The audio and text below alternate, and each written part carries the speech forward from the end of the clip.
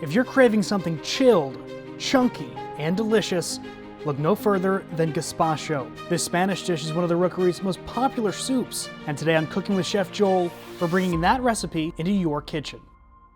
Hello everybody, and welcome to Cooking with Chef Joel. I'm your host, Devin, Turk, here with the head chef of the Rookery, Chef Joel. How you doing, Joel? I'm doing well, thank you, Devin. So I'm really excited about this new series. What we're going to do is go over a couple recipes that you probably enjoyed here at the Rookery, but Chef Joel's going to show you how to make them at home. So Chef, what's our first recipe? We're going to do a little garden gazpacho. Garden It's gazpacho. one of our best sellers. Okay. It's an easy recipe that you can do at home. Keep it in the refrigerator. It lasts for up to 3 to 4 days. You make it ahead, and with the holidays coming up, it's a perfect recipe to do yourself. It's quite simple.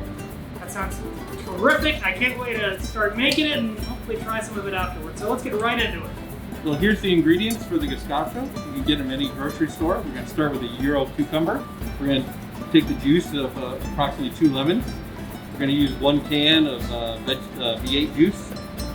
One of the important ingredients is using a little bit of fine-grained sea salt, some fresh watermelon, some nice locally grown chives, and tomatoes. And just if you want a little bit of heat to it, a couple of dashes of hot sauce. So pretty simple ingredients to make the garden gazpacho. So it's all done in one bowl. Very simple, very easy. We're going to start out with a little bit of V8 juice, 1 can.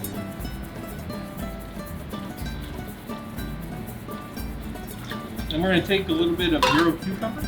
Basically what we're going to do is take the skin off. So what are you using to get the skin off? Just a regular peeler. Make sure that you take all the skin off when you dice it. Otherwise you're going to have a very bitter gazpacho. And this Euro cucumber is the same as an English cucumber, right? Yes. English, it's basically the seeds are a little smaller than a traditional or American cucumber. We're just chopping it up? Yep, we're going to take the end off. And as you can see, the seeds are a little smaller than your normal cucumber. So now it's time for tomatoes. And then we're going to remove the core out of our tomato. This is just a vine ripe tomato. You can use Roma, you can use heirloom, whatever tomato you like. And basically we're just going to take the ends.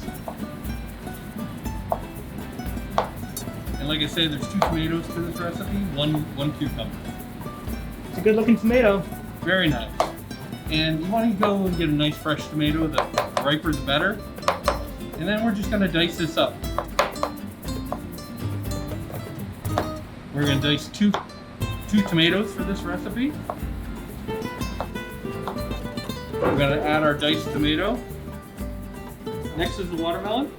Just a regular watermelon. Basically, we're going to just take equal parts of watermelon to cucumber. Okay? We're just going to take basically a slice off. We're going to remove the rind. I use a seedless watermelon. All watermelons have seeds, but these are used. Like I said, for this recipe, the less seeds you have in, the better. And we're just going to basically remove the rind and dice it up. And what the watermelon does to this recipe is it soaks up the tomato juice and gives it a nice little flavor and a little bit of texture. You want to do small dices in this recipe, not too big, because you want to have a little cucumber, a little tomato, and watermelon when you put it in. It's a secret ingredient. Next, going to add a little bit of chives. But this is just going to add a little bit of color with just a little bit of flavor. If you don't like chives, you can also use parsley as well. The flavor of this recipe, a little bit of citrus goes well. If you like lime, you can put a little bit of lime, but lemon works best in this recipe. We're going to use the juice of 2 lemons. We're going to add a little bit of hot sauce.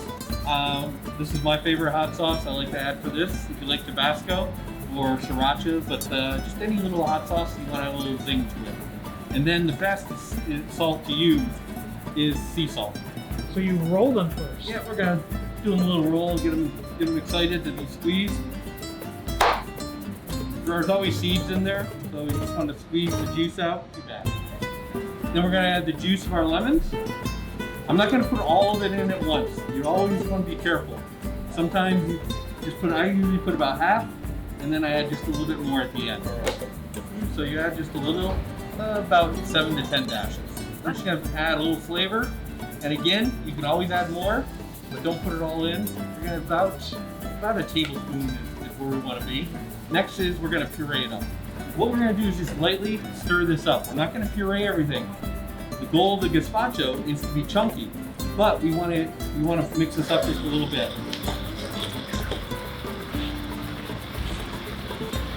Like I say, the beauty of this recipe, it's all nice and neat and in one thing. And again, we don't want to do too much.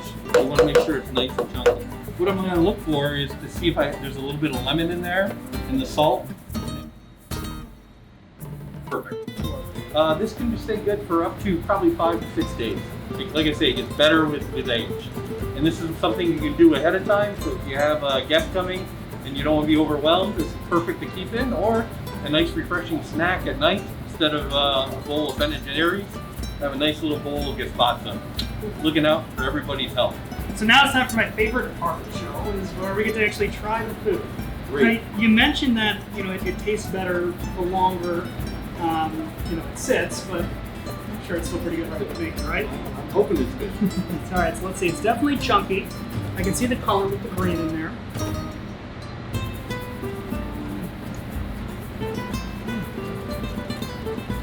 I think it's really interesting. You get some of the sweetness from the watermelon, some of the spiciness. It's an interesting combination of like multiple flavors kind of all in your mouth at once. It's really good. Sort of like Ben & Jerry's Chunky Monkey, but on the veggie side. Right, kind of like a Bloody Mary version of it almost. Almost. All right, well, thank you so much, Chef Joel. This is excellent. I hope you guys all get a chance to make this at home and try it for yourselves.